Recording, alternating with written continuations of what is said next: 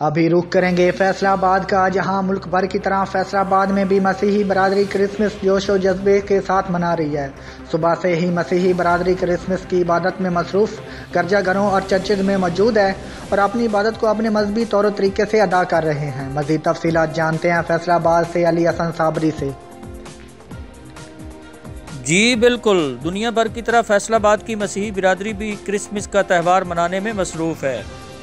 इस सिलसिला में रात भर से जो है तकारीब का सिलसिला जारी है, जिसमें मुल्क पाकिस्तान की सलामती के लिए दुआएं मांगी गईं और जो है मसीही बिरादरी ने अपने तौर तरीके से इबादत की।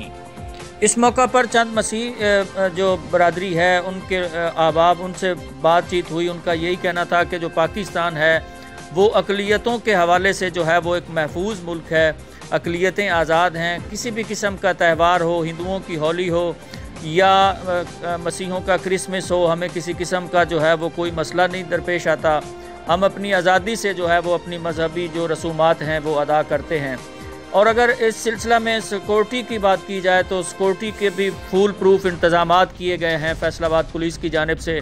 इस सिलसिला में 3000 जो हैं वो पंजाब पुलिस के नौजवान जो हैं वो मुख्तलिफ मसीही जो इबादत गाहें हैं, गिरजाघर हैं, उन पे तैनात किए गए हैं।